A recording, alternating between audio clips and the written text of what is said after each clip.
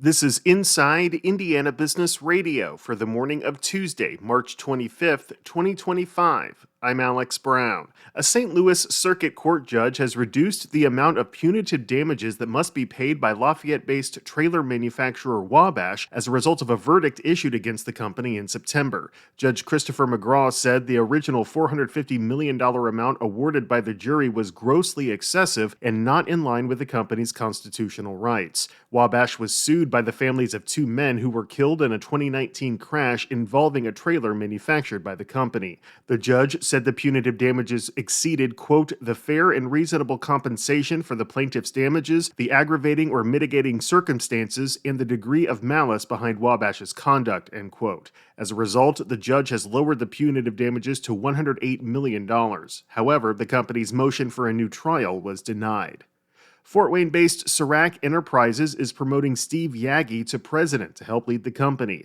Serac Enterprises is a holding company founded by Chuck Serac, who rose to prominence through his Fort Wayne-based musical instrument retailer Sweetwater and his wife Lisa. The company now owns a number of other companies in Northeast Indiana, and Yaggy, who has served as vice president since 2021, will help lead and collaborate with those brands in his new role. Muncie Mayor Dan Ridenour announced Monday that the city has gained control of the former downtown Concannon's pastry shop property. The city said the move follows a period of significant concern from residents and city officials regarding a proposal to turn the site into a convenience store and gas station. The city's plans for the property have not yet been determined. From the number one source for Indiana business news, this is Inside Indiana Business Radio. To succeed, you need to stay informed. You need to be engaged. And let's face it, you need to set yourself apart from the rest by connecting with a company that brings you the best. Because in today's environment, business is an ever-moving target, and we'll help you chase it. IBJ Media. The best of business is in us. Get started at ibjmedia.com/youngprofessional. Former state senator and President Donald Trump's state director, Carlin Yoder, is considering a primary challenge to fellow Republican U.S. Senator Todd Young. IIB's Marek Mazurek has more. Young's term isn't up till 2028, but Yoder is exploring his options. He spoke this weekend to a group called Hoosiers for a Conservative Senate, a grassroots group looking to oust Young. Yoder said while it's a little early to declare a candidacy, it's not too early to start laying the groundwork to do that. Yoder served in the state senate from 2008 to 2016, representing northern Indiana. But now he lives in Fortville and has his own lobbying firm, Cardinal Consulting. Far-right supporters of Donald Trump have criticized Young for previously refusing to endorse Trump for presidency, supporting several large spending bills, voting for the Respect for Marriage Act, and working for Democrats to pass the CHIPS and Science Act.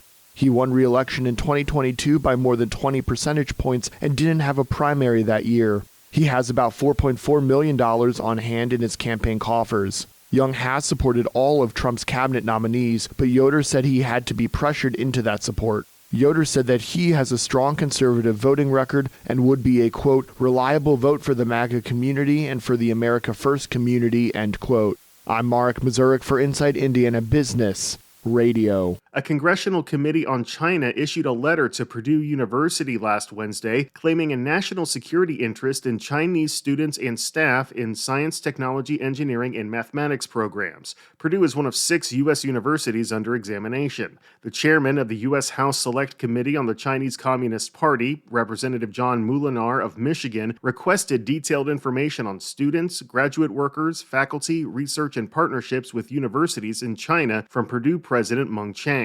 In the letter, he said American universities have become financially dependent on foreign students, including Chinese citizens, and accused them of giving unrestricted access to sensitive research and technology. The letter seeks a response by April 1st.